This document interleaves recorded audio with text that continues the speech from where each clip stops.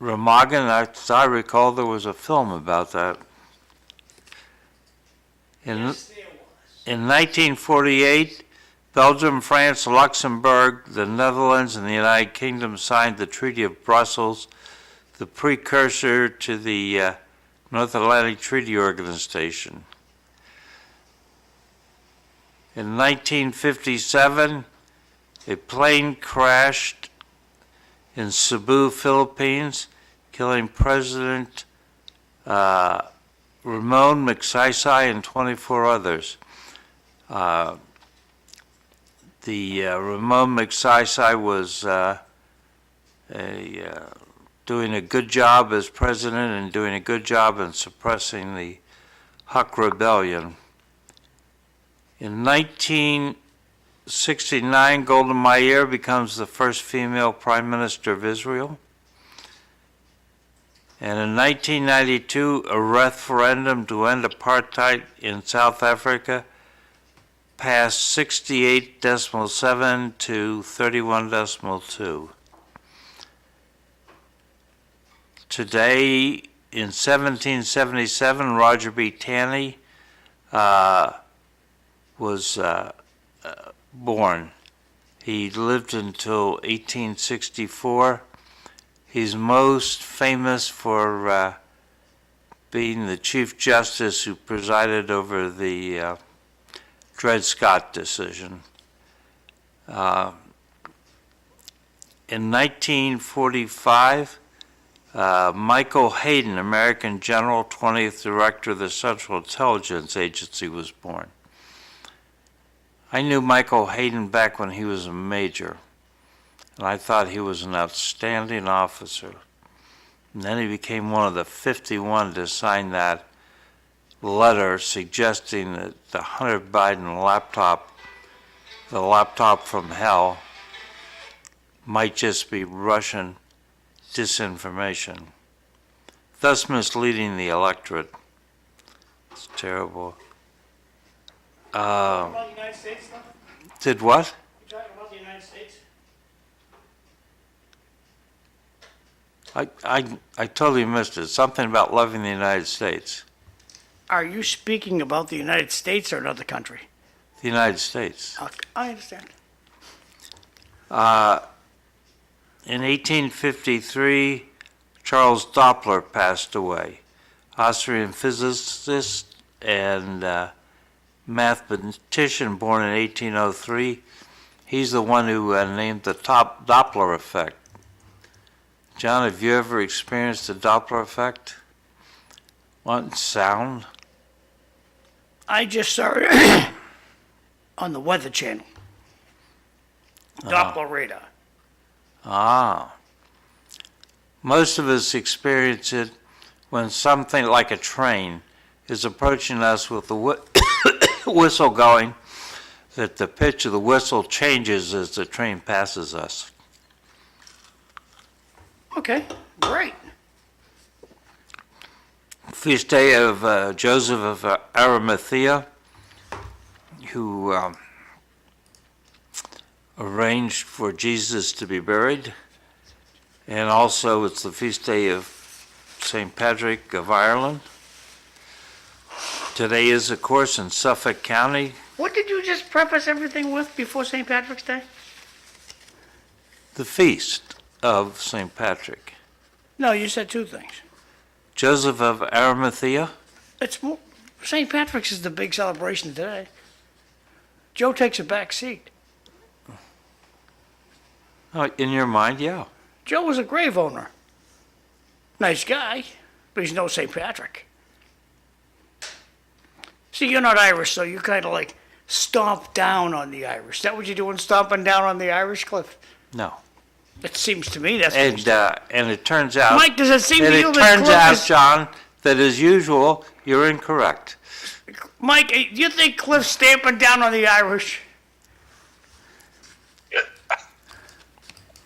I don't know how to answer that exactly. So, Well, I just think that he gives, like in Bengali this happened and that happened and that. Oh, by the way, it's St. Patrick's Day, and he just like moves on like it's nothing.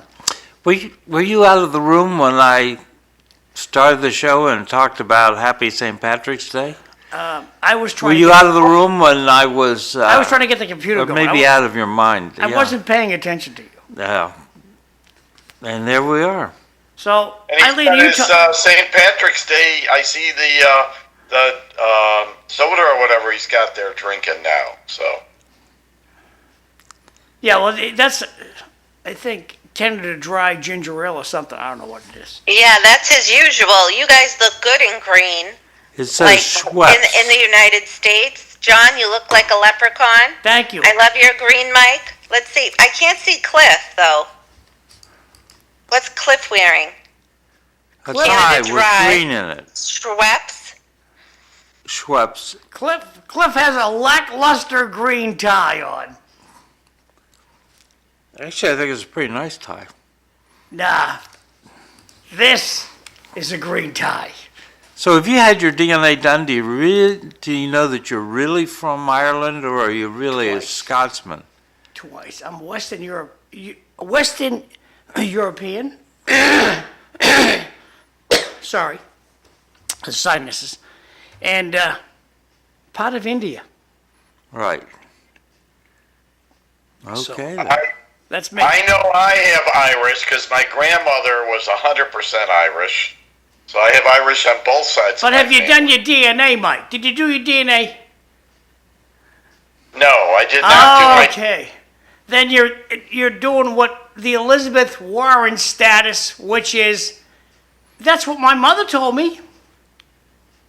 No, I know. We traced our ancestors back to Ireland. My brother did it, and we have cousins over there. He actually, when he went to Ireland, met some of them.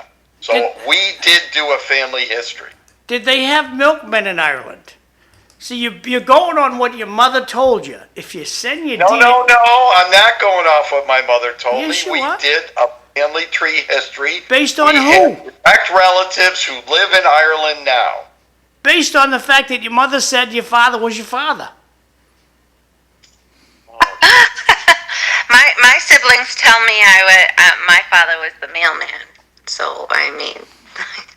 This has nothing to do with what my mom told me or whatever. We actually did a family history trace back into the 1700s, actually. That's if there was no milkman involved. I'm sorry. Let's talk Oh, my about God. this for a second. Yeah, please. Your father is the person who loves you and raises you and supports you throughout your common life. I got in this discussion with one of my grandsons because I had said something, and he says something to me about his father, my first son, being adopted. I have to go And put I us on said- Facebook, so It doesn't make any difference. It's He not worth the is argument. my son. you can't argue You're, with you're right. You're right, Cliff. I 100% agree. But I think what John and I want is your blood, so we can send it to DNA Ancestry. We want both Mike and yours, Mike and Cliff's blood. We would like blood. I think Cliff's referring to your dad, not your father. Your Dad. Yeah, you're right. How much I Irish don't are see a you, John? difference. What? Are you 100% Irish? No, I'm Western European. Oh. I'm Portuguese, French, German, all this good stuff. My relatives hopped around. They must have worked on the railroad. My son Anthony is actually 68% Irish. And he looks super Italian, though. I'm gonna get us on Facebook. Feedback. Okay. And today's evacuation day. Best line I've heard over the weekend, if I can read it, that this person wrote, what did they write?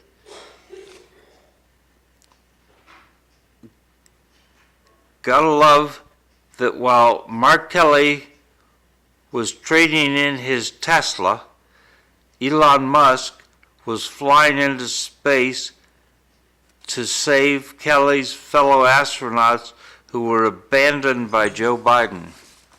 So I think that's the best line for the week from the weekend. Oh, and then I saw something. The Antifa people have spread to Italy, and there was an Antifa crowd marching around, and they beat up on some Tesla in some Italian street.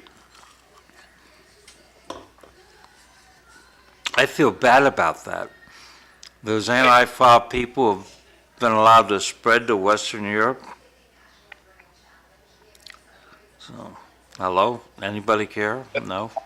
You know, the thing is with all these protests with Tesla and all this, I mean, why has people become so intolerant? That, you know, these people have gone and said, we're tolerant, you need to accept everybody, this is this, and that. And then now that things aren't the way they think it should be, they resort to violence. I mean, we've got representatives talking about fighting in the streets now, and then they twist things around saying, well, I meant it metaphorically, but then when they said it, they didn't mean it that way, but now they got caught with their hand in the cookie jar. They want to twist it back again. It's like you can't have conversations with people, especially people who don't agree with you, because you're afraid they're going to never be your friend again or never talk to you again. And I think that that's being driven by the press, that they couch it in such a way that either you're with them or against them. And one of the great things about the United States is that we have freedom of speech. It's in our Constitution. Other countries don't have that. They can tell you can't say this, whatever. And if some of these people who are so, I have to say, somewhat ignorant, would go to other countries and see what it's like in other countries, they would realize how lucky they are here to have these rights. And just because people don't agree with you doesn't mean that they're bad because they have a different opinion.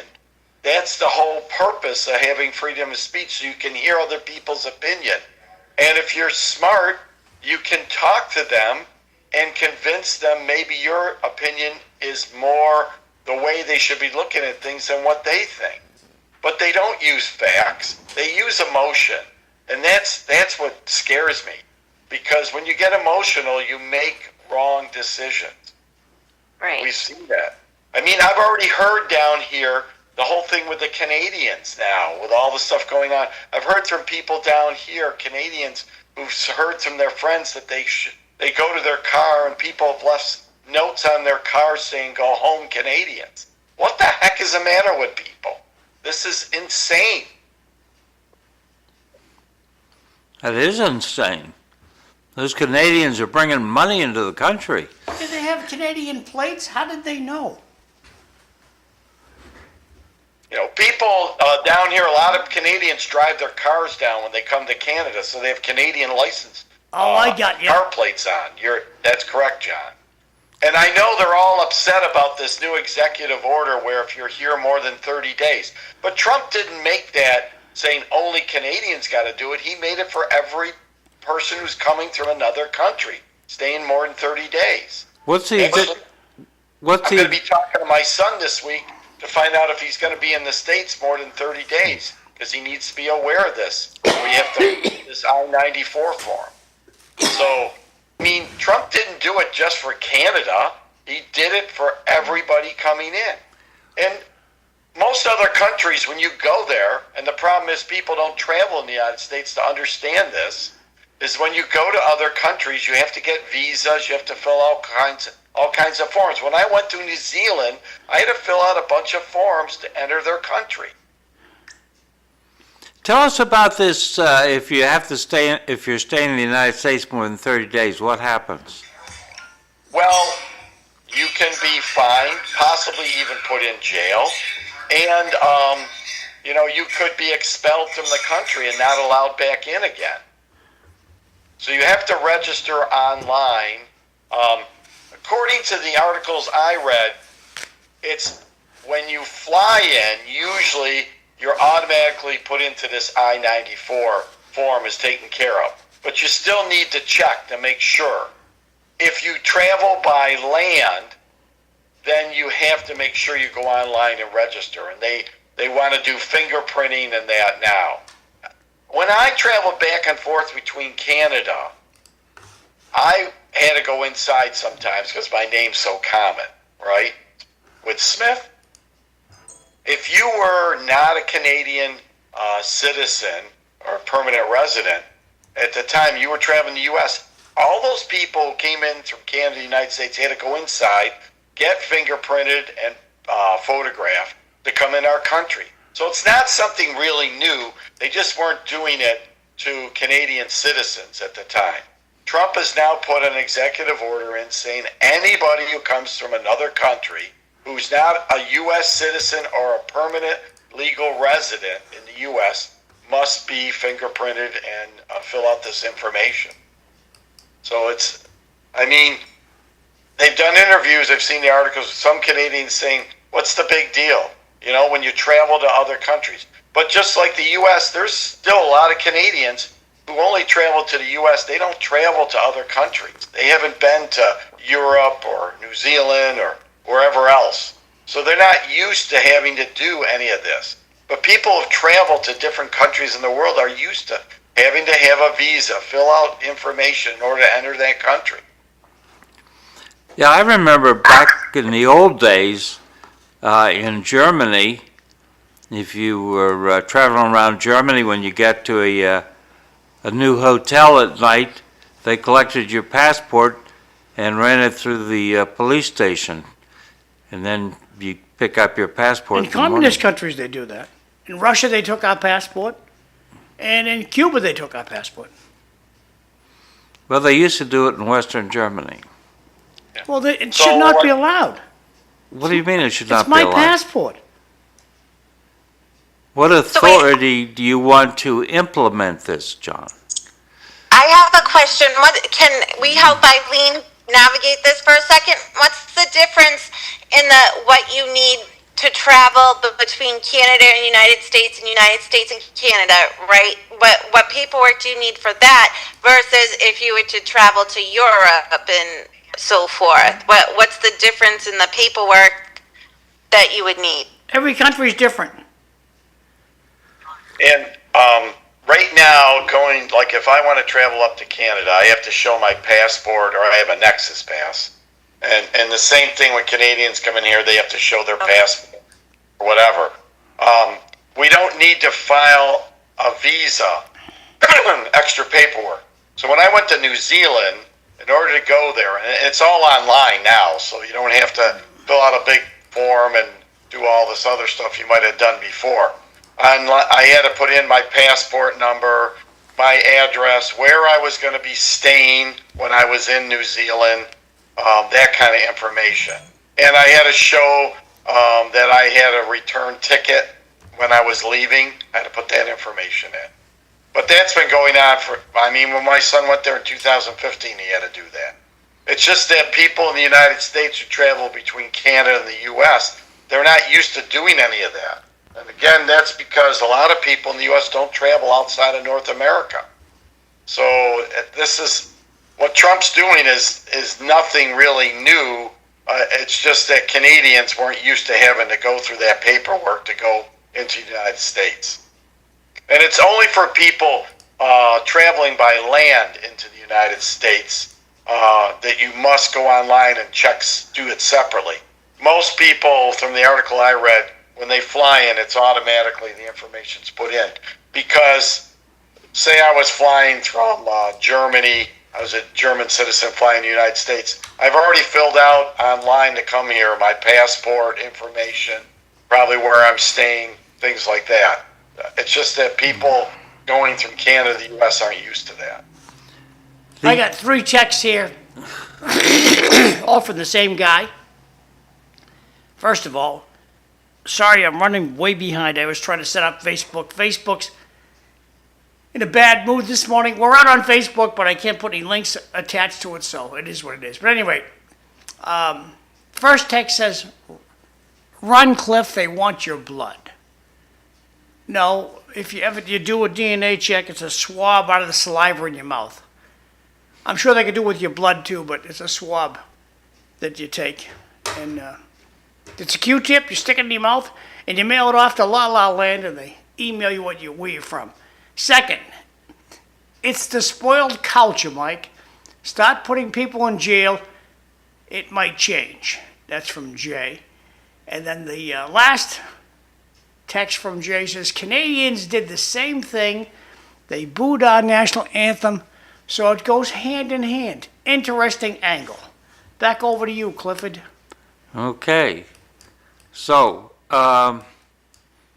we were talking about immigration. My wife likes to watch the National Geographic Channel where they... And you let her? Well, it's not that I let her. It's an agreement. I got you. I don't own So the you ha- TV. So you have a cord at your house? A what? Cliff, don't take the bait from John. Just don't take it. So. You have a cord at your house. Who has the channel changer? The remote control? Yeah, she has it, Okay. unless she hands it to me. So anyway, they're doing a series on customs and immigration, and I was watching one, and it was customs and immigration in Brazil.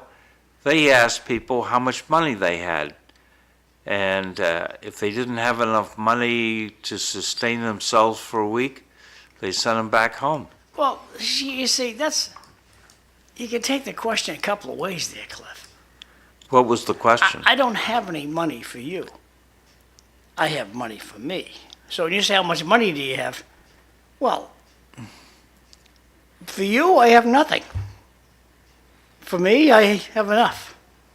So when you ask the question, you got to think. So you'd be sent back to Logan. Congratulations. No, I find the people at customs, immigration, wherever we go,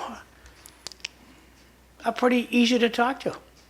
Yeah. How much money Well, do I have? would be offended by your comment there.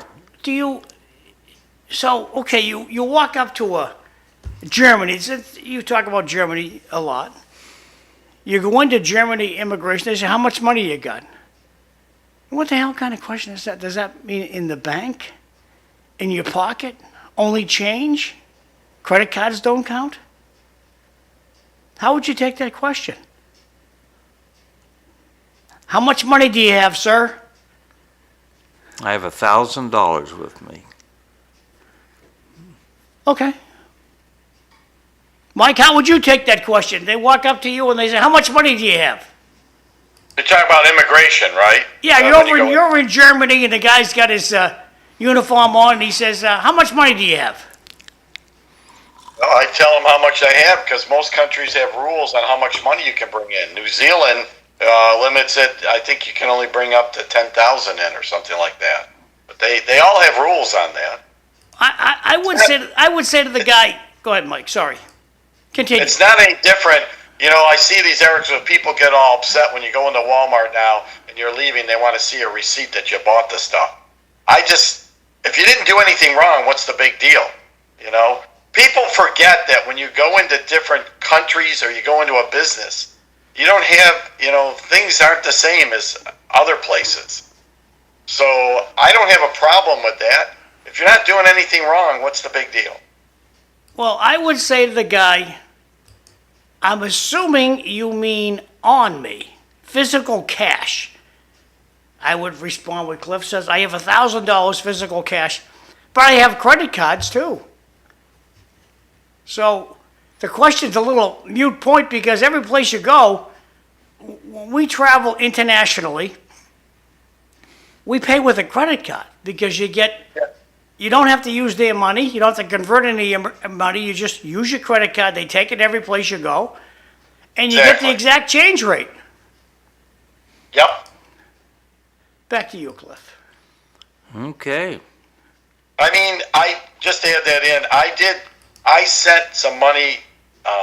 I sent to get some New Zealand money, and it's another interesting side note. I went to the banks, and like Chase Bank I couldn't even get money from them for New Zealand, even though the lady said originally they had it. And I went to a couple other places, and it was interesting. For PayPal had the best exchange rate for New Zealand money at the time. So all I did is send some American money, change it, send it to my son, New Zealand money. When I got there, he gave me some. Because I wanted to have some cash while I was there, like if we're at the store or with my grandson, we wanted to get an ice cream or something like that. I didn't want to pull out my credit card for every little thing. But I thought it was interesting that PayPal gave me the best exchange rate compared to all the other places. Another thing we do when we travel is I use a new credit card. Like say, okay, we're going to go to France and we'll go to Germany. So, okay, do they take Visa, they take MasterCard, they take Discover, and whatever one we decide they're going to take, we apply for a new credit card and we use it for that trip only. We don't mix credit cards. So if it gets stolen or scammed, there isn't a lot of stuff on it. Well, that's pretty clever. I used my credit card in New Zealand. I used it for almost everything. Beautiful. How was the weather over there? Well, it was probably in the mid-50s to mid-60s, and it's sort of like Florida in some ways, because when the sun comes out there, the sun intensity is more there than maybe, up in Massachusetts or whatever. And when it was like in the mid-60s, like between 60 and 65, the sun was out, it was nice and warm. But it was cool. It's their fall now. So, when they come here at the end of May, it'll be a lot warmer. I told them you're going to need sunscreen, and it's going to be a little bit of a change. They're coming in May. That's when their winter's starting. Now, where in New Zealand do you go? So, what big city are they near? Invercargill was the big city where we were. It's about 50,000 people, that general area, the city and the surrounding suburbs. Invercargill is at the very bottom of the South Island. So New Zealand, their two main islands are the North Island, where Auckland is, and that's the main city. About 80% of the population in New Zealand is on the North Island, where they have about 5 million. So about 4 million is on the North Island. And then the South Island, which is like 3 to 4 times the length of the North Island, has about 1 million people. My son lives at the bottom of the South Island. So the only thing that's even more south that's part of New Zealand is called Stewart Island. And you have to take either a small plane over there or a boat to get to it. I've been there too.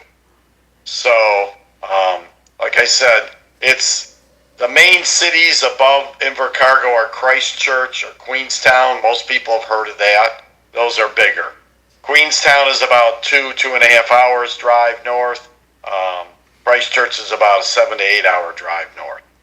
So, but Invercargill it's way down on the bottom of the. How are you spelling that cargo place? How do you spell that? INVERCARGILL.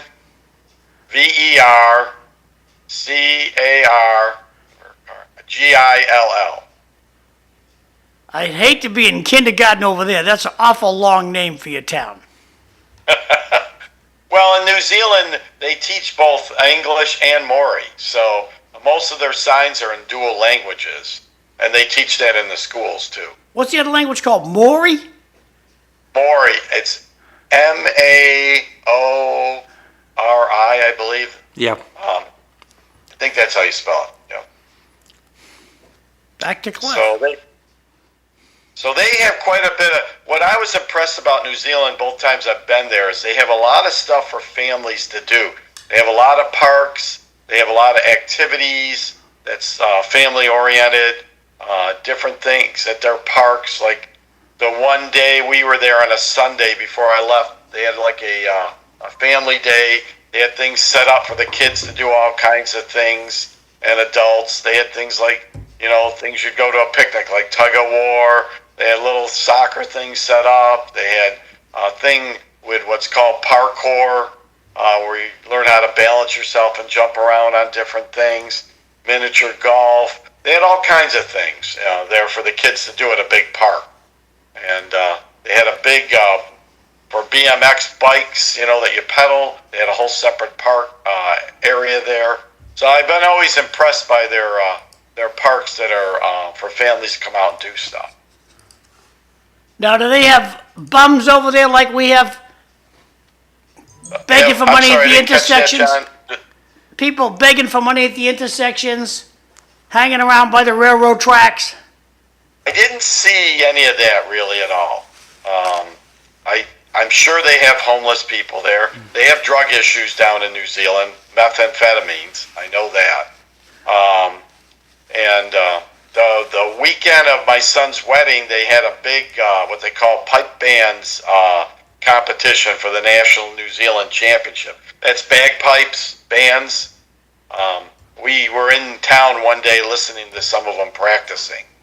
And it was interesting how the people are very friendly. And we were there sitting there, and this lady came up. She was probably in her mid to late 80s. Started talking with her, and we had taken a taxi in from where we were staying because my son works and that.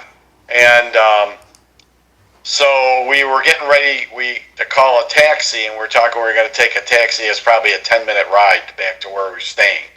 And we got talking. The lady says, "Well, I can give you a ride." Yeah, you don't see that in the States. And I said, "Are you really sure about that?" She says, "Oh yeah, I haven't been out that way in a while. I'll be glad to give you a ride." So this lady who didn't even know us, we got in the car and she gave us a ride back where we were staying. So we had a nice talk. So I've always been impressed by how friendly the people are and everything there. Back over to you, Cliff. All right. So, I noted from the news that Pope Francis is on the mend. He celebrated Mass in the chapel in the I think Gemelli. he attended Mass. The word they had in the article was concelebrated. Oh, console. Is that when you could just sit there and meditate? No. Because he was sitting facing the altar. Do you want me to answer that one, Cliff? Go ahead, Mike. Go ahead. So in the Catholic Church, when they have a concelebration, so say a cardinal or bishop comes to visit a local church, they'll do what's called a concelebration. They're all priests, so the main priest of that parish might start out doing the Mass, but then the visiting cardinal or bishop or whatever will do part of the Mass, and they'll usually give the talk after they do the readings from the Bible. So they sort of split up some of the parts of the Mass that day. Okay. Well, I'm happy the Pope's on the mend. Yeah. Well, you should be. Who You're knows not? what happens after he passes away? What happens? What happened what? After he passed away, what happens? Could be the end of the world. St. Malachi's only got so many popes on his list. And when we run out of popes, it's the second coming. But there could be a page missing out of St. Malachi's book. Could be. You want to bet your life on it? So I wouldn't, Cliff, you have no choice over when the world's going to end. You got no say. We have no control. I have no control over that. So that's why I try to do what I can every day while I can. I mean, I may not wake up tomorrow, so you might as well do things. True. Enjoy every minute. So- Get this minute back. So, we have a new Prime Minister up in Canada, Mark Carney. Did Kathy have any comments on that? Not really. We're waiting to see what goes on with him. I mean, he's from the same party, so it's. I don't expect huge changes. He's a business person, So maybe they'll look at things a little bit more from a business point of view. I don't know if they're going to cut any benefits or look at the way how they hand money out. It's not clear yet on what they're what they're going to change. But I think with an election coming up this year, they're going to have to be looking at things a little differently, because I think people want to see some changes. There's more in the news is some of the other stuff that's going on with the tariffs with Canada and the U.S. And it's not a pleasant thing, but Trump looks at things differently as far as tariffs. He understands the leverage they can have, and I can't disagree with him that we've been paying or been unfairly taken advantage of for decades now. I mean, but we did it to ourselves in some ways with the imbalance of the trade, because we encouraged these businesses to basically go to other countries and then send the products back to us, instead of looking at how can we do them better in our own country. So Mike, we'll see what happens. If you Mike, would you restate what's the homeless situation in New Zealand? That's a question from the audience. Oh, well, I don't know all the numbers for that. All I can say is I didn't really see anything from when I was there traveling around. And I didn't really see anything when I was there about 6 years ago. They have homeless, but, I was in an area where the population is less dense than, say, up in Auckland. I've never really spent any time in a bigger city like Auckland to see how that is. But I didn't see people on the streets in Invercargill, in that area, asking for money. So Beautiful. Thank you. Back over to you, Cliff. So, welcome back to the United States, and we dodged a bullet. The government did not shut down on Friday because the Senate Minority Leader Chuck Schumer was not willing to invoke the filibuster to stop things. John, you have that pensive look like... Does that mean that government worked Saturday and Sunday? Those people that were supposed to work Saturday and Sunday worked Saturday and Sunday, yes. Well, government shuts down every Friday. And if it's a holiday, it's a see you Tuesday deal. Don't call until 10. John, your sarcasm is consistent, but it's disrespectful to those people in the federal government who worked Saturday, for instance, at the post office. They didn't stay home. They delivered the mail, right? Didn't you get any mail on Saturday? I'm sure I did. I'm sure I did. But I didn't get any Sunday. What is that now? Is the post office a religious place that they just honor Sunday? They don't honor Saturday, the Sabbath? Just asking the question. I have no idea, John. Well, obviously to me, the post office doesn't honor the Sabbath. So, Isn't the Sabbath Saturday? yes. Well, if they're going to If honor you're the Christians Jewish. and be closed on Sunday, shouldn't they be closed on the Sabbath as well? Just having a conversation. Yeah. No, there's you're not people in having a the government conversation. work every day.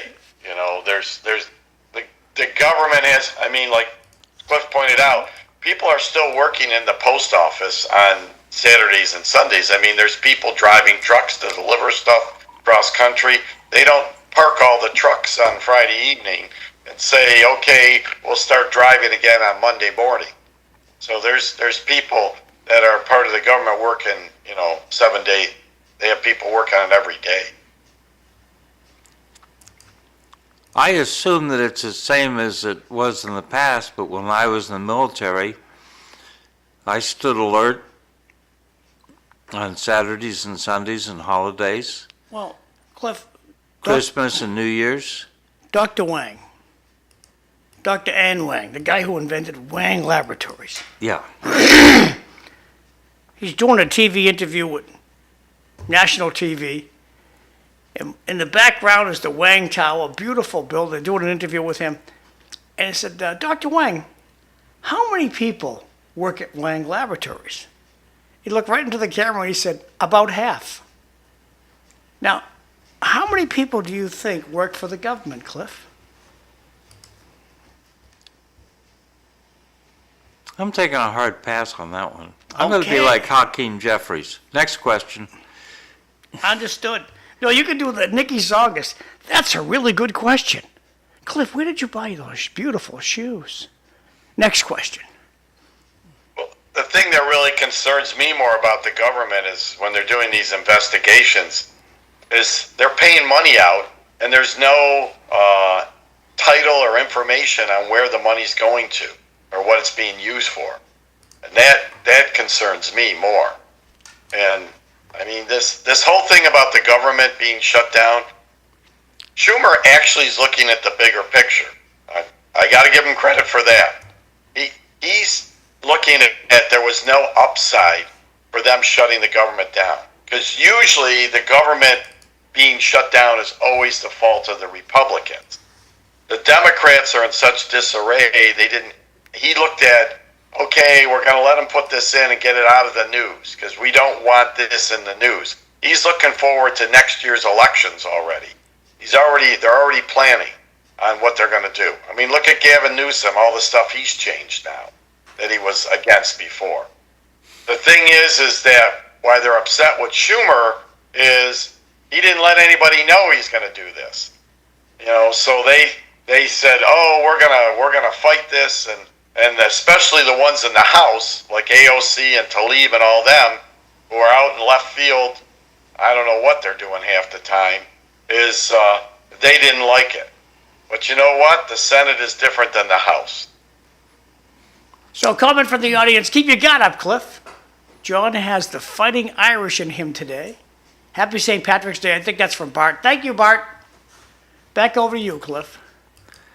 So, AOC just had a hissy fit about Chuck Schumer.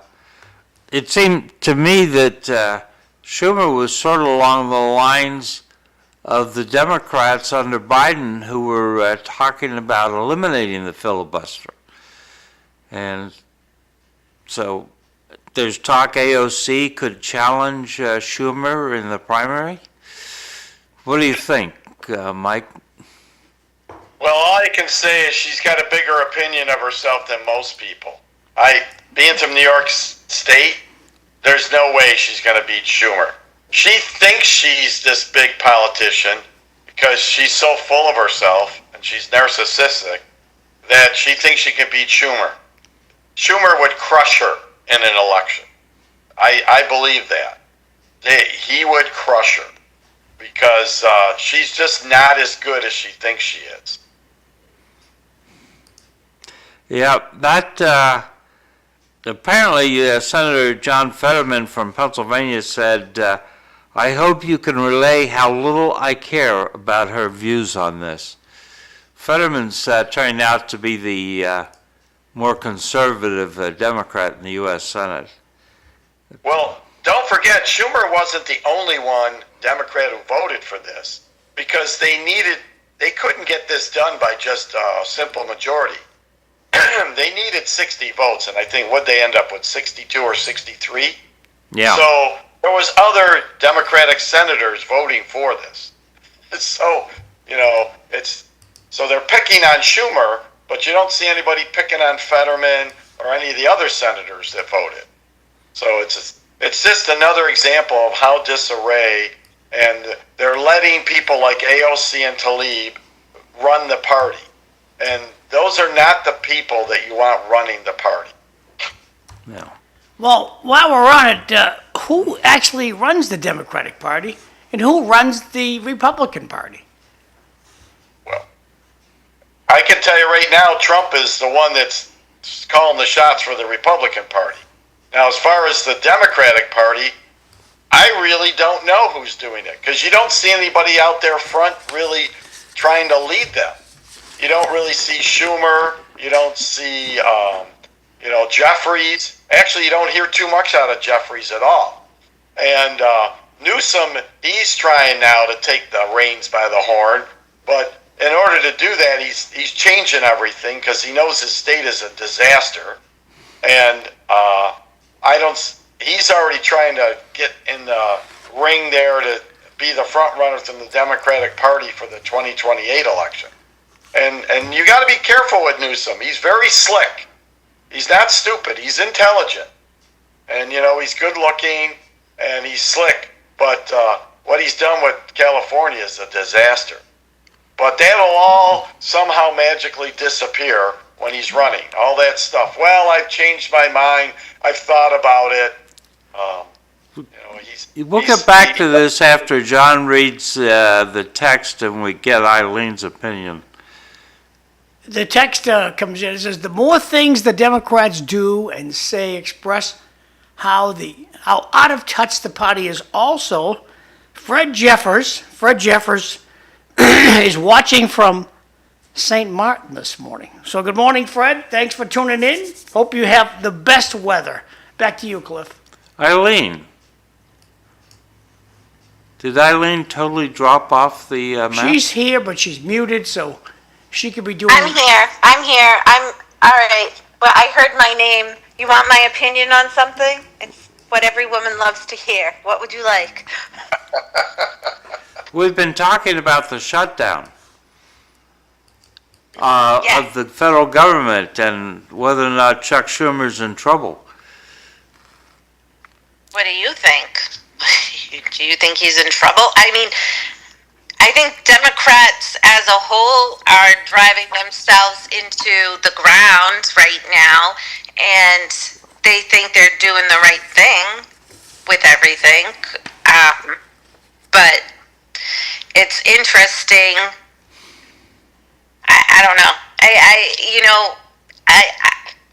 I think of Massachusetts, right? Because I'm not so national or even beyond Massachusetts, but I can tell you that I think in the Democratic Party in Massachusetts that the Speaker of the House is running the Democratic Party. I can tell you that. That's true. That's true. So there was a poll that came out over the weekend, and it was an open-ended question to name the Democratic leader, someone that best reflects the core values of the party. 10% went with Sandy, Alexandria Ocasio-Cortez. 9% went with Kamala Harris, 8% with Bernie Sanders, 6% with House Minority Leader Hakeem Jeffries, 4% named Barack Obama, and Representative Jasmine Crockett. John, you got a picture of Jasmine Crockett? She's a name that has only recently popped up. Is she related to Davy Crockett? I don't think so. That would be cool if she was. Well, she's from Texas. Hey, maybe. David, Okay, maybe John can look that up too, if she's related to Davy Crockett. and then Chuck Schumer and a handful of others were at 2%. It's a pretty girl. We get her up there. Come on, get up there. That's Yeah. her. Jasmine, Jasmine Crockett. Yep. And, she looks better without her glasses on, but she's a really nice one. Wait, she's 43 years old. That's the kind of age we should have for a politician. 43, perfect. Where is this woman from? Texas, I think. Texas. All righty. She don't have the Texas flag. Oh, big mistake. John, can you check if she's related to Davy Crockett? Okay. I will ask Google. Let's see. While he's doing that, I thought we could reflect on the fact that we're going to have a senatorial race next year, that Ed Markey is, his 6 years will be up next year, and there'll be a race. I Eileen, you're not the first one. Other people have asked this question. Jasmine Crockett is an American lawyer and politician who's been U.S. Representative for the 30th Congressional District. And let me go back. Maybe the answer's correctly right here. Some interesting facts. Who was Davy Crockett's sister? How was Charlie Crockett related to Davy Crockett? I don't think, Eileen, sadly, I don't think we're going to get to the bottom of this. All right. I'll look up her DNA tree later. There's a lot of gobbledygook about this. See if we can get her DNA and we'll send it off, get it tested with Cliff's. Maybe we get a bargain. Sounds good. Back to you, Cliff. So anyway, I thought John McDonough ought to create a new party, Small Business for America, and should run against Ed Markey, because I don't think Ed Markey is doing a good job for us. Cliff, who ran against the scold, Elizabeth Warren? Who ran against her last time? She has some he's going to crush her. The guy lost. He got a couple of toothpick votes, and she crushed him. The Democrats have got it in Massachusetts. If you don't like the politics in Massachusetts, move. Move to New Hampshire. Or fight to change it. No. Why? Cliff, John, I'll give you the best hockey stick I can find, and you go after the United States Air Force. Who do you think is going to win? It's you with your hockey stick against the Air Force. Who's going to win? me. You're a dreamer. You're a dreamer. Yes? Yeah, me and Emu. I don't know who Emu is, but I'm not even going to ask. 'cause sorry. It just leads to another question that I don't care for the answer. Okay. This is from John Curtis. He's JC. Thoughts on Trump executive order dismantling Voice of America. Another gift. Well, let me ask John. John, where can I tune into the Voice of America today? And how often do you listen to them? Another gift to an American adversary as China is celebrating no more criticism to push them back from the media outlet. John, foolish thing to say. You can't listen to the. You can't. I listen read to that several podcast. Voice of America articles every day. You read. Where can you listen to them? I don't know. Neither does Because anybody I don't else. need to listen to them because I've got the internet. Neither can anyone else listen to them. That's not true. If What about Radio Marti? Now, I agree, I'll grant you, people cannot listen to Radio Marti because there's no electricity in Cuba. it's jammed. No, there's no electricity. They can't jam. They've had a complete electrical failure in Cuba. But John Curtis is right. The four pillars of foreign policy turn on a dime.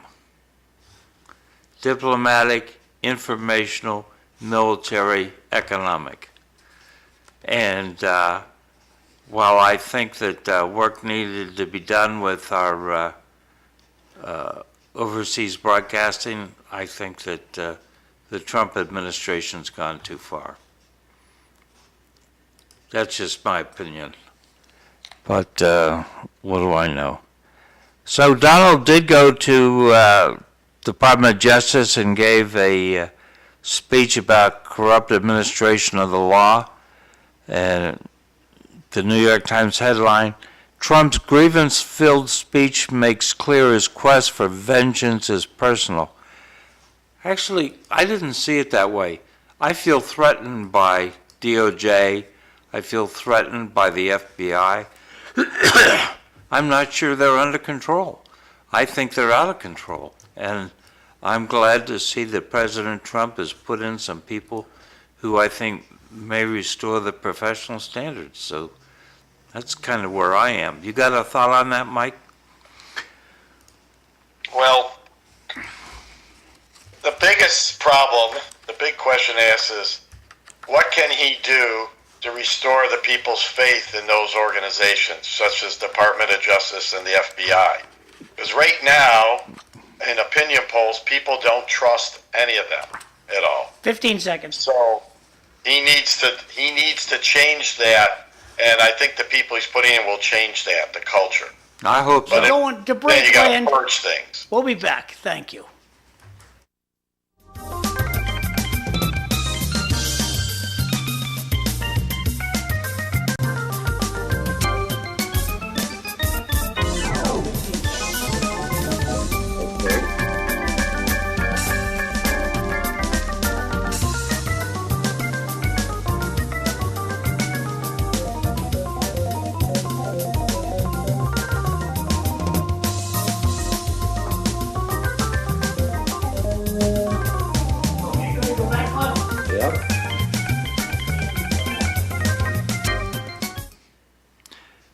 Good morning, everyone. Welcome to the City Life Show. I'm Cliff Krieger, your host. Zooming in, our co-host, EILEEN DELROSSi, and from Florida, we have Mike Smith. And Fru's not feeling tip-top. You're not feeling well, Mike? Fru is not feeling tip-top. Oh, Fru's not feeling tip-top. That's why there's no Fru here today. I got Also because it's time for him to go to work. I got two texts from the last hour. Listening to Mr. Krieger read, the list sounds like the Legion of Doom. That's from Jay. Unfortunately, Jasmine Crockett is 42, going on 15. She needs to grow up a lot. Those are comments from the audience from the last hour. Back over to you, Cliff. Thank you. Okay. So someone sent me a list of old-fashioned life skills kids need to know. Do basic sewing. Do they want their name read on the air? They, who they? The person who sent you this list. I don't know if My they aunt, do or My not. Aunt Marion sent me this list to read on TV. You know, A former guest of the show sent this list. who shall remain nameless. Understood. All right. Do basic sewing. Light a fire. Clean a house. Create a budget. Do the laundry and iron. Let's see. Phone etiquette. How to write a letter. Write a thank you note. Follow a recipe. Basic cooking and baking. Shake hands. Introduce yourself. Plant and garden. Ask thoughtful questions to get to know someone. Socialize without technology. Wash dishes without a dishwasher. Set a table. Good table manners. Interview for a job. Have you been reading and hearing about young men and women going for job interviews and taking their parents with them? No, but I'm not surprised. If I was interviewing you for a job, I'm not sure I'd be impressed if you brought your parents. How do you feel about it, EILEEN? Well, obviously not, but this is like the helicopter generation that we're dealing with, whose parents always helicoptered them. And, you know, I mean, I think it's par for the course of what we've seen. Nobody wants their kid to feel any sort of way. And even, I mean, it's normal to feel anxious and nervous when you go for an interview because you don't know what questions they're going to ask you.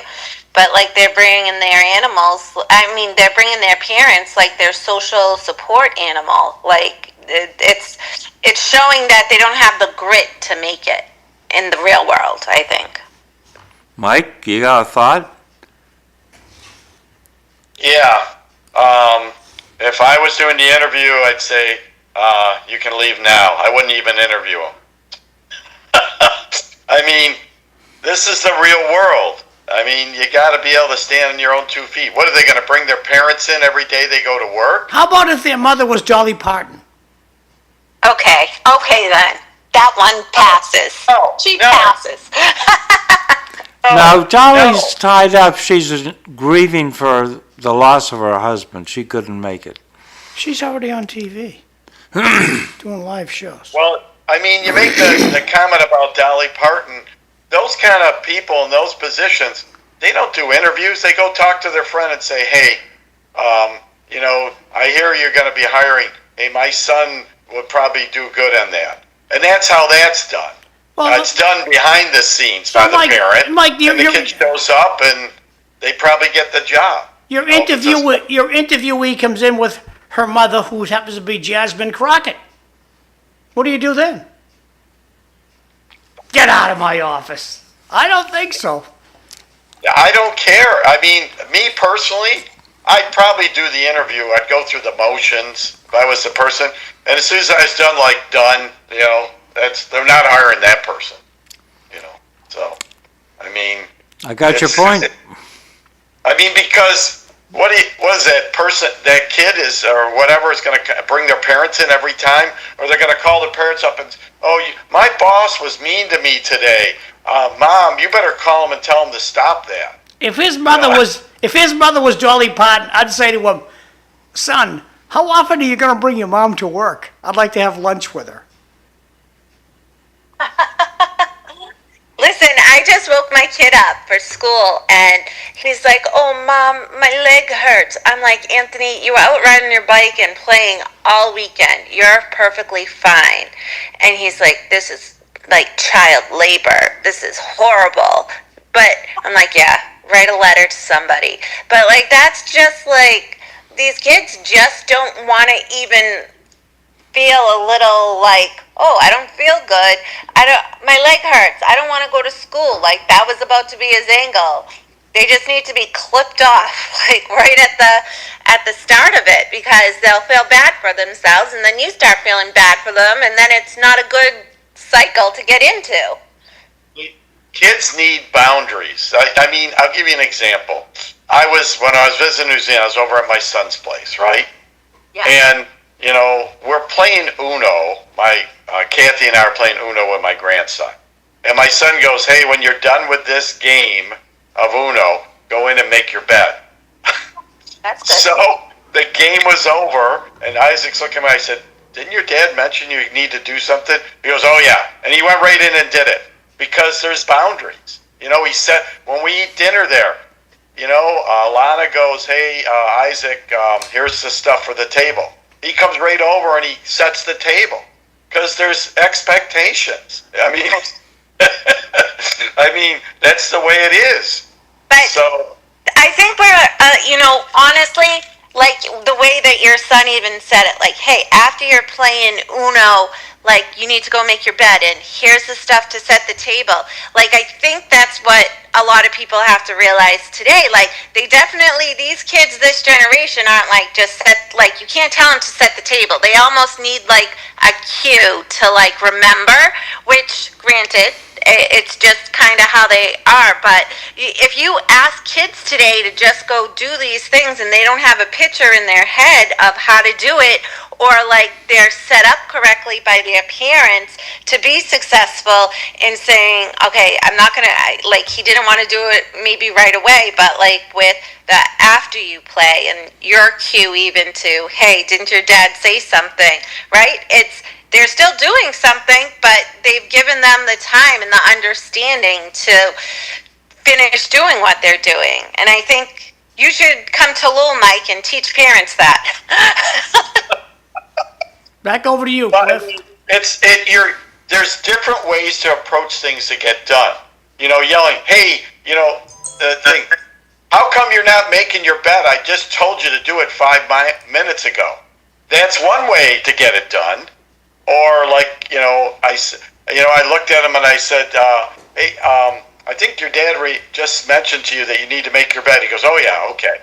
So it's repetition. It's the approach. You don't need a hammer all the times to get things done. Sometimes you do. Like my son, the one time he did use the hammer, because he'd said, hey, I had told you to do this stuff, and you didn't bother doing it, so we need to have a discussion now. And so,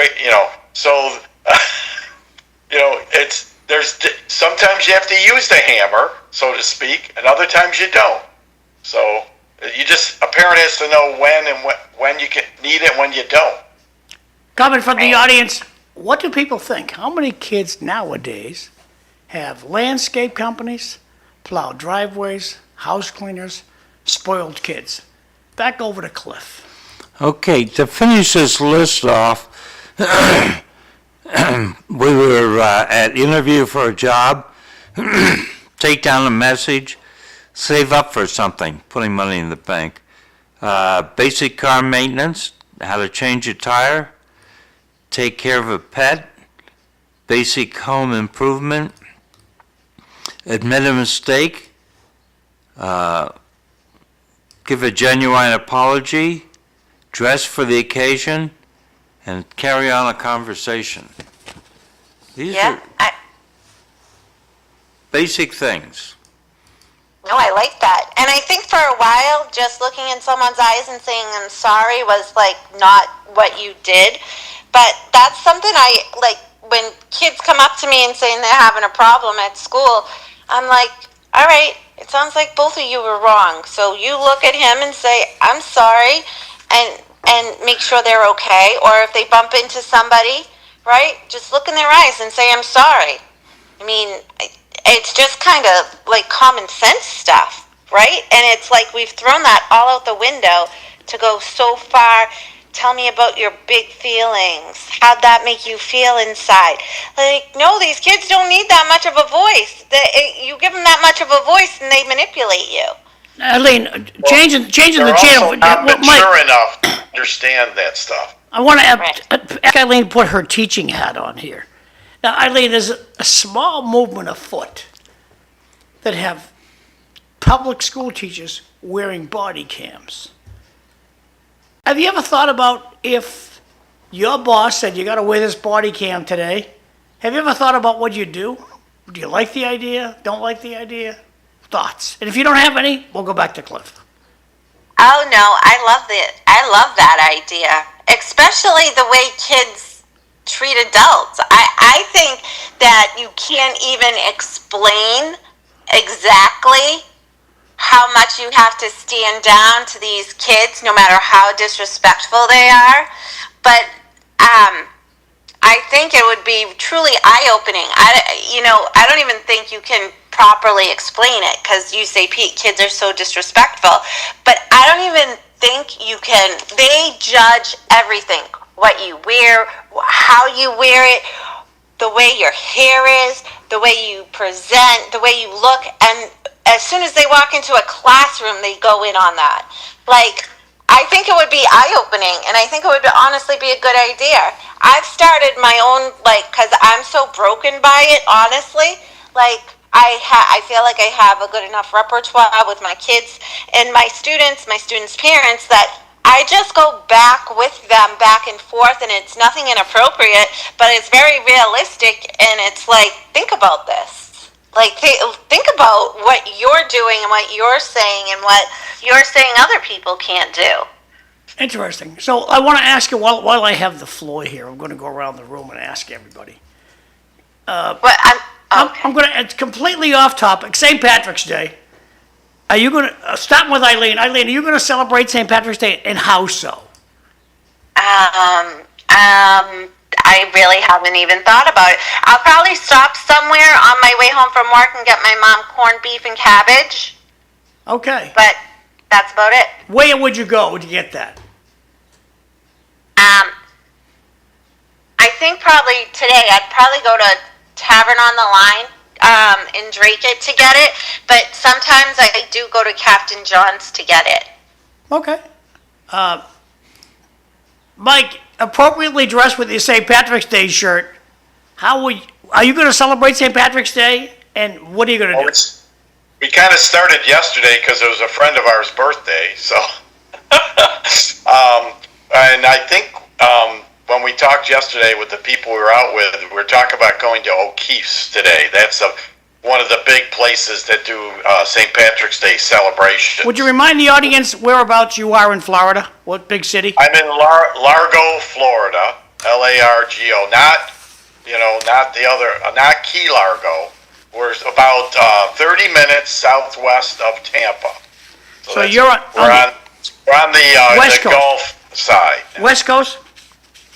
Yes, the West Coast. Okay. So, So- but they would think about going to O'Keefe's because they do a big celebration. Another place near us is called Finley's. I've been to that one. So we're talking about going out for lunch today or something like that. And then tonight we have in the clubhouse we have our St. Patrick's Day dance. So we have music and we have dancing and getting together with people there tonight.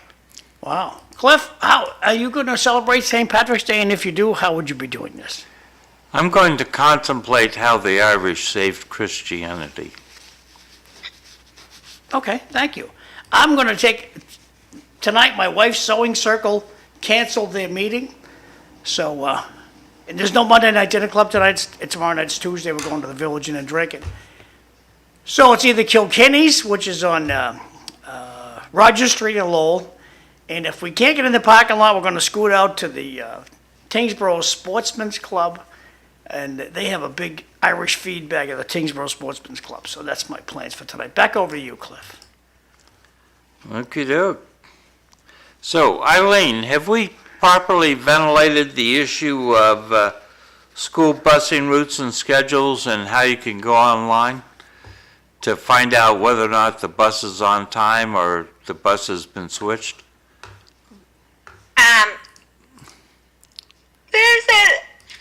If you go out to Lowell Public Schools under live bus routes, you should be able to find it pretty easily. I sent John a link, I believe, in a text message. Yeah, but that's last week. And if you can send it again, because what happens is you send me texts, just you. I get text from you and Cliff. I get text from you, Yeah. Cliff, and Fru. So there's 3 different text messages I have to scatter through for the last week. So if you can send it again, I'll put it out there. Okay. Back over to Cliff. Okay. So, the Department of Education, they've apparently cut the employment in half.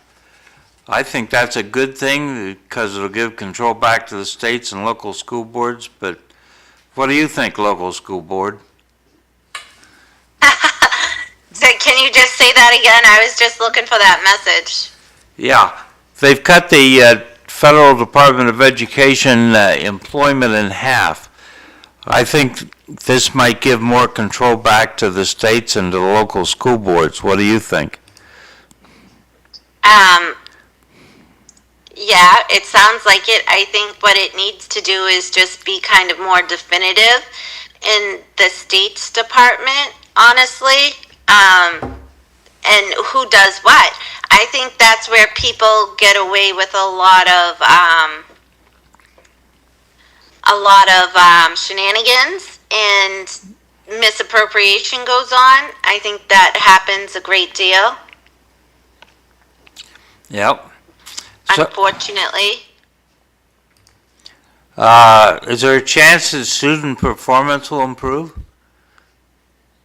I think we're kind of screwed on that, honestly, from my own perspective, because I really think that we're teaching kids today, the big push is to teach them higher level cognitive skills, and we're not teaching them the very basics before we're teaching them how to think at a higher level of thinking.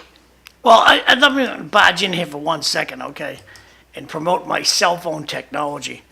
Since we're all addicted to our cell phone, okay, except Cliff. Cliff's not addicted to a cell phone. Since many of us are addicted to our cell phones, including our children, I think it's a big missed opportunity that the school department doesn't embrace this addiction to cell phones and use it as a learning tool. Back over to Cliff. I like that idea too. We need to meet them where they're at, because yes, they are so much smarter than we are technologically wise, and we need to bring their strengths out that way. Their strengths aren't in textbooks. Sorry, I interrupted. It's going back to No, Cliff. you're doing good. I clicked the link that you sent me, and it says server error. I ain't working on Monday morning. Sorry. Oh yeah, I just clicked on it too. I'm a government website. I don't go to work. I don't start until 9. Back over to you, Cliff. Let me see if I can find something else. Eileen, how did you guys vote on extending school emails for students past graduation. I know it definitely passed on the floor. I think that we'll probably get a response to that. I haven't had a chance to fully get through the entire packet that we got this week. Well, So I don't know. let me just ask Is there- both. Let me ask both you characters this: why can't we just teach them how to create a Gmail address and use that for school? Why do we have to? Why do we have to depend on the government? I'll go over to Eileen first. Well, okay, so in my district, the student's email is their state ID, and everything is Google, right? So their state ID will never change, and it can never be assigned to somebody else.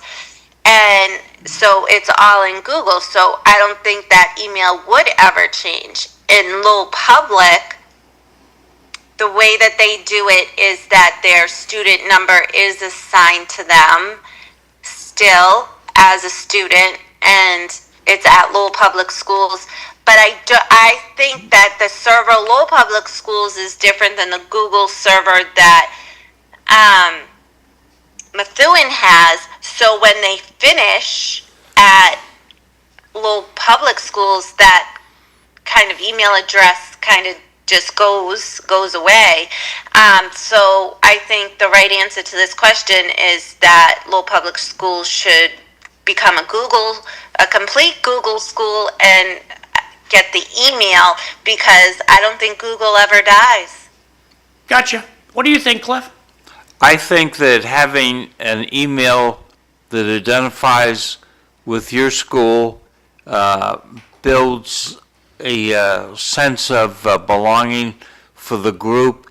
It's good for morale and motivation, and something you can carry forward into your later life, and you can reflect back. Interestingly enough, I saw an article over the weekend that said nostalgic people have better mental health and are better friends. So that little bit of nostalgia for your school is probably a good thing. Now, whether we burden the school a few cents a year with this, I don't know. I mean, if you could make a big case that it's costing us hundreds of thousands of dollars, then I would agree, dump it on the kids. But then you have to ask yourself, will the parents follow through? So I don't know. Hey, Eileen, I keep looking at these expenses. Well, what does Mike think?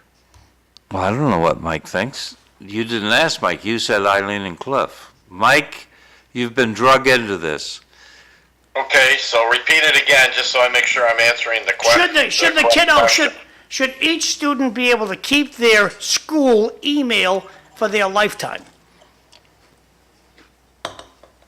Well, I guess they could keep it. I know a lot of people I know that graduate from college still use their college email, because I know that from being secretary for my soccer referee unit. I've seen that on the emails people have been using or are no longer in college. I guess if you want to stay connected with the school, you can do that in some ways. I don't see a problem with it.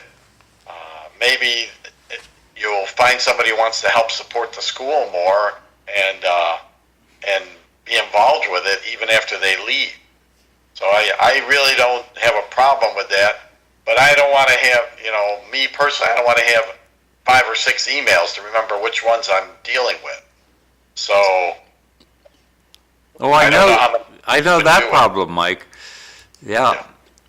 So it can be confusing if you got that many. I have mine pretty minimized on how many I use. So. I think one advantage is that schools. We don't know how schools are actually performing in terms of how are the graduates doing after they leave the school. I think that if we keep the graduates with an email, you can send surveys out at the 5, 10-year point, 15-year point, because we need to have a longitudinal evaluation of school performance, I think. Well, you don't necessarily need to keep the school email then. I mean, my high school has my current email, and they send me stuff on different things, all the time. So I stay in contact with the high school that way. So, I mean, you could keep a school email if you wanted, but I know some people from college keep their school emails. They're allowed to because they have access to things like Microsoft Office and some other things, software is associated with it, so they use it that way. But you don't. If you want to stay in contact with the school, they have a database. You can just send them your current email, and they can always send stuff to you. That's true. Eileen, I was looking at the school agenda, and we're giving Nemo Transportation $9,400 to provide round-trip transportation for 3 homeless students. Yeah, the transportation costs I was looking at that also, Cliff. They're exorbitant. And, I brought up at that last meeting that, we got a kid from Lowell, from a McKinney-Vento student from Lowell, and is Lowell in turn, keeping the other districts that our students are going to, such as Methuen, accountable to transport them back to their home school as well? Or is Lowell just kind of being like a free-for-all in transportation and saying, okay, we'll do this, but not holding other districts accountable? Because essentially, a student I got from Lowell who had to move to Methuen for housing reasons, right? Methuen, my district, should have set up transportation for that student to go back to his home school in Lowell where he was most comfortable instead of upsetting his educational routine. So are we following through with other districts to do the same? And what are other districts looking like in terms of transportation and transporting kids back? We're really getting an influx of students that are homeless and that we are responsible for. And how long are we going to be able to keep up that funding for, honestly? So I have a couple questions on that. So how do they determine where they pick people up if they're homeless? How do they know where to pick people up? Do they call them every day and say, okay, where do I pick you up? No, because homeless here means they're living in a hotel. So that's what that means. And usually Lowell Public and CTI help that student to get those arrangements. And so then they work with transportation in effect to assure that they get to where they need. So it's almost like once somebody's considered McKinney-Vento, it also opens lots of doors for them to essentially have housing, even if it's in a hotel, have transportation, have all of these things, even though they may be in just a really tough position, which I get it, it happens. I've been in a tough position, I've needed assistance, but I also, through my own experience, have realized how many people take advantage of that system at the same time. And I think there needs to be, more checks and balances in terms of that. shouldn't we be encouraging these McKinney-Vento students to make friends in Lowell? But whereas putting them on a bus for 30 minutes takes an hour out of their life where they're making friends with people somewhere else, but they're not having a chance to make friends and develop relationships locally. While you're processing Cliff's issue, I want to know how often are they absent from school? Right, and they do have one of the bigger percents of absences from what I've seen. Just because of the situation, and additionally, what was I going to say? I just lost my thought. I know how you feel. Well, let me ask you this question. Are we still in the attitude of Lowell, everyone gets promoted? You don't have to go to school? You're getting promoted, you're going to whatever grade you're going to next year, no matter you go to school, everybody gets promoted. Is that still our mindset? And that's really every district in the country. But what I was going to say, I just remembered my thought, is the goal of the McKinney-Vento is to have the students have an uninterrupted education, right? So even though they've maybe had to move out of their city or town, their educational experience isn't interrupted, and that's the effort with the McKinney-Vento. I don't think you spoke to Cliff's issue, so Cliff, would you restate your issue? No, I think she did. But my issue was, should they be making friends with people here in Lowell? Should they be putting down roots here in Lowell? Or is the assumption of McKinney-Vento that they came to Lowell, but they're leaving Lowell? They're just blow-ins. No, obviously they should and they will. And honestly, Cliff, I don't know what the timeline is.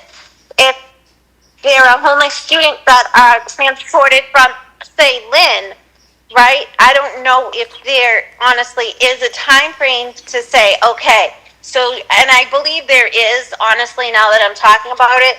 So for the rest of this school year, say you got placed now. Okay, so for the rest of this school year, you'll be able to go to Lowell will transport you to Lynn Public Schools. But over the summer is the time you need to register in Lowell Public, make your friends, and get acclimated. Well, let me ask you this question, and maybe you don't know, you can't know everything. Maybe I do. Each school, every kiddo in kindergarten in Lowell gets $17,000 of taxpayers' money to educate that kiddo, as does every senior at Lowell High School, $17,000 per student. Now, here I am, I really want to go to school in Lynn because that's where I'm homeless from. So, City of Lowell is going to send me there. Does that come out of the $17,000? So that 4,000. But you have to think. So whatever the per pupil student cost is, right? What comes out of that per pupil student cost is teacher salaries. No, but the transportation. But Eileen, I got that. The housing, the roof over their head, all the blah. The transportation is the extra expense here. Where does that money come from? Does it come out of their 17 grand? Or do they still get 17 grand plus another 4 grand comes from the state to transport the kid? You're right. I guess you know what? I don't know that question, but I'm going to research it because that's interesting. Because I know a lot of people get grants. A lot of districts do get grants for McKinney-Vento, so I will look that up. And I want to say the federal, the state funding, like Maura Haley gave to Lowell, the city of Lowell, some of that had to go towards some of that transportation. So I'm trying to kind of do a deep dive into everything in terms of like understanding all of it because it is getting complicated. Okay. Back over to Cliff. I will let you know as soon as I know. And I was able to send you that bus live thing on Messenger. No, it's Monday. It'll be working around 10 this morning, once government gets to work. Back over to Cliff. No, it's working now. Check it. I found the one that is working. Alrighty, I'll go back to my link. Thanks. So we're spending over $300 million a year on schools, not counting new construction. It's a lot of money. But if I just wanted to add, I was listening to what Eileen was saying. I know when my kids went to grades kindergarten through 8th grade, they went to a Catholic school. So I know that they kept rate of, because I was in charge of the finance committee for a while, I know they kept tabs on attendance every day because they got money from the school district because the kids were going there instead of going to the local school.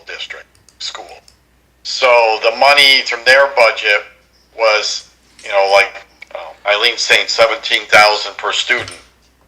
There was a portion of that $17,000, so to speak, that went to the Catholic school because they were educating the kid.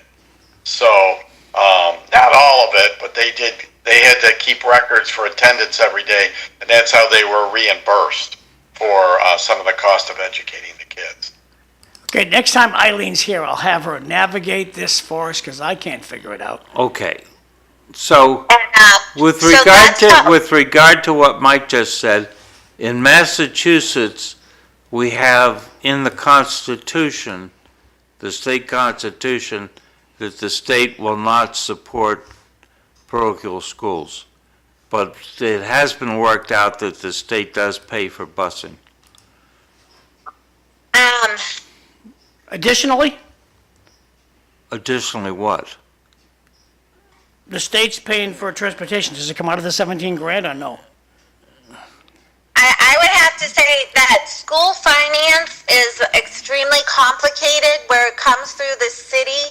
Essentially, the state sends it to the city of Lowell through 70 funding. So the formulas are unique, and a lot of times it takes time to catch up. Like if a kid goes to a charter school, then say they were at the charter school at the start of their education, Lowell Collegiate Charter School or the Lowell Community Charter School on Jackson Street, and then they decide, okay, they're not meeting my needs, I'm going to put my child in the public schools.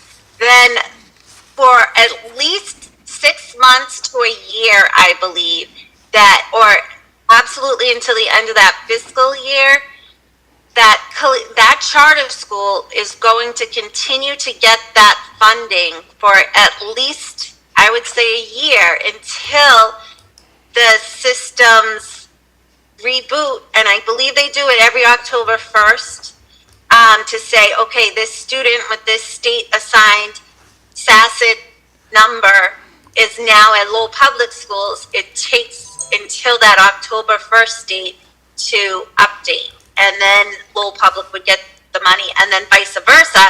And same with like Mike was saying with Catholic schools, there is a difference because Catholic schools are paid for by parents, but obviously in the Catholic schools, still you have kids that may need speech and language or occupational therapy or some special education stuff that Catholic schools can handle. That some of that money needs to also go there to be funded for that. So it is a complicated formula, and it all takes a while to catch up. So that's why I always say it's something that people have to be very careful when they're talking about that, because it's not like John McDonough's funeral home and how he does business. You know what I mean? Everything takes a while to catch up. Let's see what John Dakota says. City Councilor John Dakota's in the audience today, and he sends through Facebook, Ms. DelRossi needs to educate with regards to McKinney-Vento. The student can, in fact, continue to be transported even after the present school year has been completed. It can be continued into the next fiscal year. John is also in charge of, is he still in charge of transportation? No. John? No. Yes, he is. No. Okay. He can't. He couldn't be because he became I understand, a city but councilor. he's well versed in this. Thanks, John. Your Yeah, thoughts, Eileen? but But yeah, no, yeah, I mean, I don't know what I need to educate myself on. I think I pretty much said that until the next school year. No, he But, says it goes on, it could go on into the next school year. into the next fiscal year, right? Yeah. Until so if somebody switched from Lynn to Lowell, like the example I said this month in March, and then they're McKinney-Vento is going to transport them until the end of the year, and then July 1st starts the fiscal year, and then it's time to make friends in Lowell and to go to Lowell. So, But thank you. John's Dr. point Dakota. is, in the next fiscal year, they could still fall under McKinney-Vento. So we could be busing Yes. them for a year and a half. But they could be McKinney-Vento in Lowell. That's the thing, which maybe they are living in a hotel or a shelter or something, and then the transportation demand becomes less. Text just came in. This guy or gal makes very good sense. Maybe it's extremely difficult for a reason, and I think this texter means public finance audit, public finance reports, to process and understand what they really are is very complex. I don't know that all the city councilors, all the state legislators can actually process and understand public finance. Back over to you, Cliff.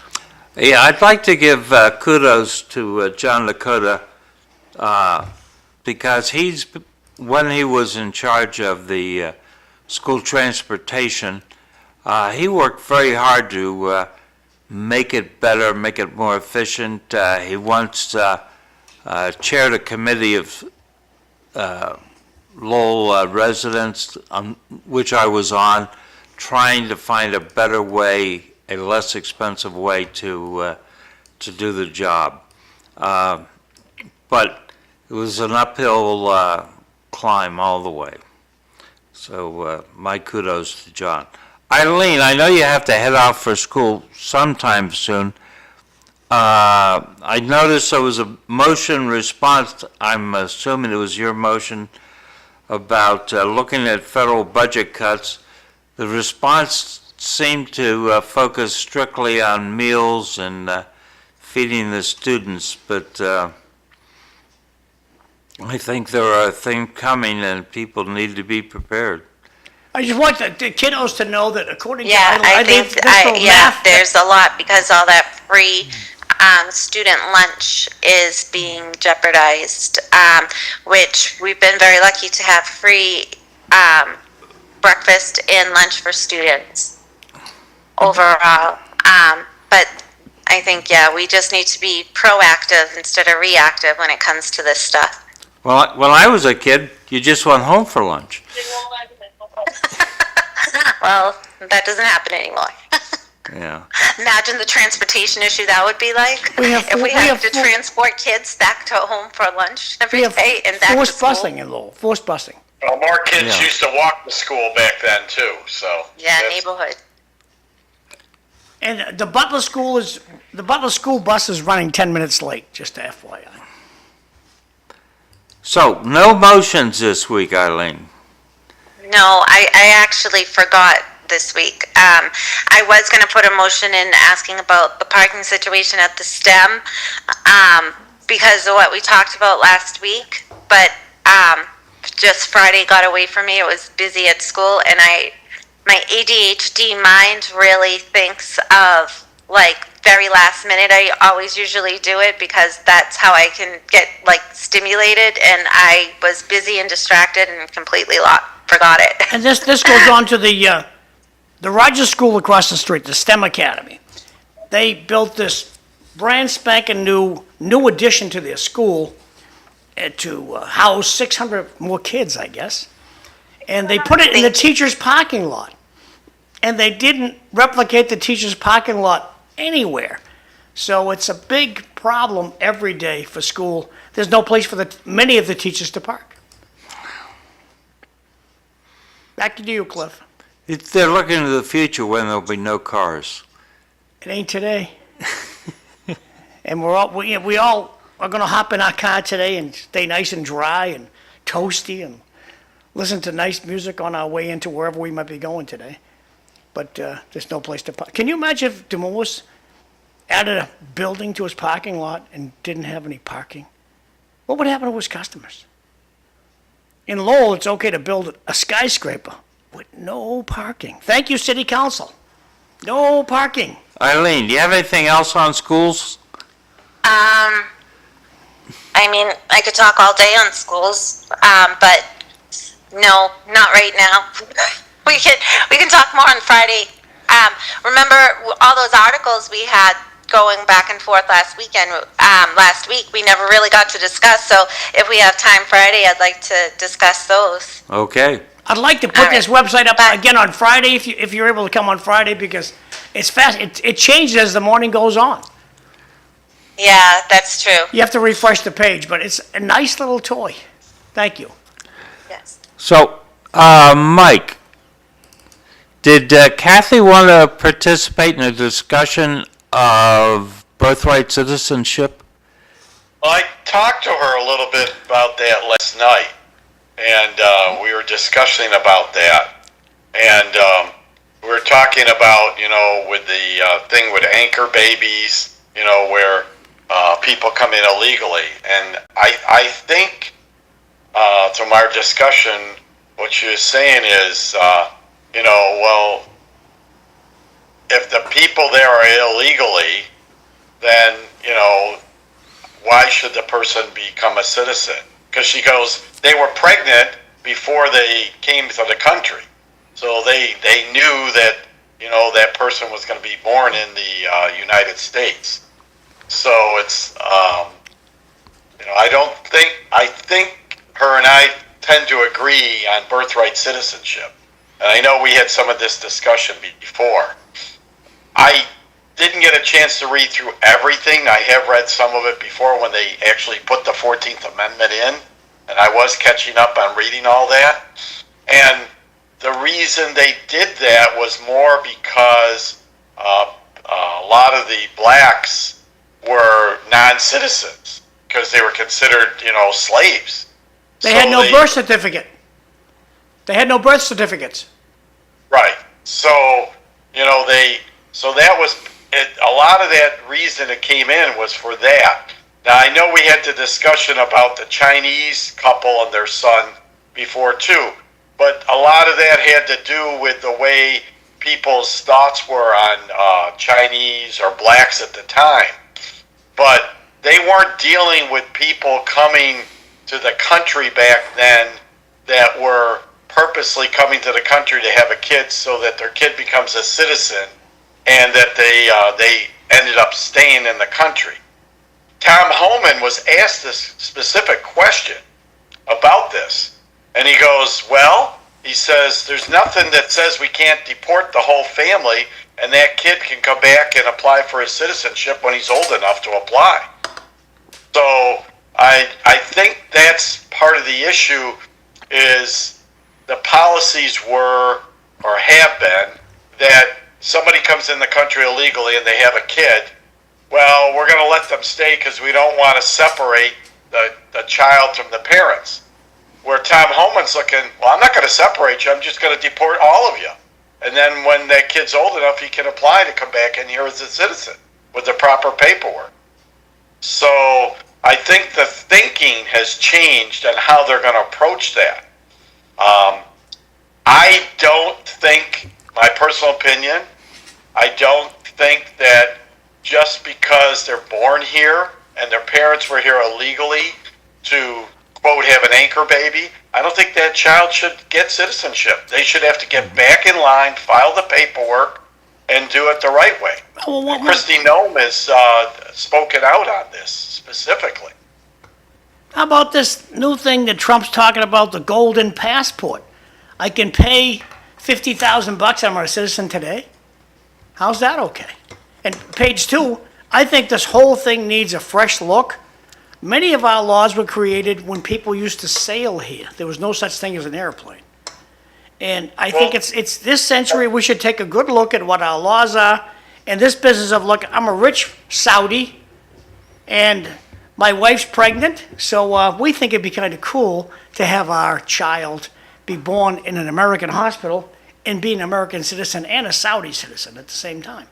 I just think it's time for a look at this citizenship at birth. Cliff. Well, the other thing is Trump was talking about that would be a green card. That would not be citizenship. So that's a little different because I'm very familiar with that process. So the And, 50,000, so Mike, you're saying the I- 50,000 is not citizenship? It's just a green card? The Yeah, 50 and it's missing 2 zeros. Yeah. That's How much for a is it permanent then? resident green 5 card. million. $5 million But, bucks. but again, we're asking the wrong question. The real problem with immigration is the amount of time it takes to do this. It's, I mean, it took 2.5 years for Kathy to get here. And the thing is she lived here for 25 years, was married to an American, and back then you didn't get dual citizenship. All her children are U.S. citizens. All her grandchildren are U.S. citizens. And she had green cards. She was approved to live here before, twice, okay, when she was a high school student and then when she got married to an American. And all the paperwork and the fees and all the other stuff, another 2.5 years, this is somebody that they'd already approved to be here. So the real question that people are at, why does it take so long? Why is it so involved to get somebody a green card, especially people who had already been here? So that's what really needs to be looked at. Why is this system so complicated to do this? That's what we need to ask. The speed of government. Back to Cliff. Well, that's on the fact that the U.S. Congress has abandoned its responsibilities, passed it off to the GAO, which used to be the Government Accounting Office, and they renamed it the Government Accountability Office, but they in Congress are the Accountability Office. Hey, I got a kick on today's front page article, Lowell Sun. Mass health care system falling apart. Surprise! I think that the board of directors for Lowell General Hospital or Tufts Hospital needs a stern speaking to, and they're understaffed in the emergency room. The wait is ridiculous over there, and we should look up I'm going to make time to look up who the board of directors are. We're going to showcase them to the general public. They can be proud of their wait, and they can thank Mary Yellow or Billy Brown for the long wait at Lowell General Hospital. I'll look that up. Gee, I'm sorry to hear that, because I think of the health care I get is pretty good. How long's your wait at the emergency room? A couple hours. It should be 15 minutes. Where does it say that? When you walk into any place for service, you walk into Santoro's sub shop, bottom of Gorham Street, and it's a 2-hour wait for a sub. Is that okay? You call the fire department on the phone. Hi, my house is on fire. We'll be there in 2 hours back. 5 minutes for the fire department. Well, how is it okay for 2 hours at Lowell General? Is it 2 hours all the time, or is it 2 hours at peak time and it's 30 seconds at other time? Sadly, Cliff, I go over to Lowell General a lot. And I made it a practice for a whole month to Okay. walk up to the emergency room and just peek in the waiting room to see how many people were sitting there. 25 people. The smallest I ever saw was 15 people waiting. Huh. I've seen less. What time do you go? 2 o'clock in the morning? No. Okay. I'm trying to think. I think it was like 8 in the evening or something. You got lucky. I'd like to look at the time cards versus the people and see if they could be more efficient, or if they're being wise in their use of my funds. They're understaffed. Okay. Okey doke. Have we beaten the birthright citizenship thing to death yet? I think it needs a look-see. Why do you want to turn the page, Cliff? Does it not need at least a fresh look? What? Birthright citizenship. Should we have a fresh look at that to see what it really is? We've just gone through that. I fully Okay, turn the agree page. Then with the turn the idea page. of birthright citizenship, don't you? Sorry to waste your time. Please continue. You don't believe in birthright citizenship, You've told me we're already turned the page, Cliff. John? We're trying to work a transition to the next topic. Answering your question, Politely. it needs a fresh look. Okay, so not I get- answering my question, you say, I just think that people who come here illegally, they shouldn't have that advantage. It's being manipulated. So, Yeah. I mean, they need to look at it, but I don't think that somebody comes here, I mean, they already have exceptions for certain groups. So, if you're breaking the law, why are you being rewarded for breaking the law? So, that's my opinion on that. I agree with you to that extent. On the other hand, we have people here in Massachusetts who say it's not illegal to be illegal. I'm not sure what that means. That's right up there with the rich need to pay their fair share. It's just a rubbish comment. I agree. Well, you can. I mean, I can add to that, Cliff. So when they say it's not illegal to be, it's not illegal. It's legal to be illegal. So I think that's what they're saying. So is it okay for somebody to break into your house and just take anything they want and then leave? How would they react to that question? I know what they'd say. Well, that's not the same thing. I said it's exactly the same thing. So, All I can say to the commenter is, thank God I don't have to wait 2 hours for donuts. Back to you, Cliff. Right. Hey, Mike, that brings up a question that I totally forgot about. New Zealand, about the time you landed there, implemented a new law saying that citizens could arrest shoplifters or something like that. Did you Yeah, run into that? I was reading up on that. I didn't really, I mean, we were there for the wedding and all that. I didn't get into asking my son about any of that stuff, Yeah. but I did read up on it. There's a lot of controversy on that because, things could go sideways a lot of different ways. I mean, we do have in the United States, you can have a citizen arrest, if you have to, get somebody that's doing something illegal. You better have So a body cam if you do that. It's my word against yours.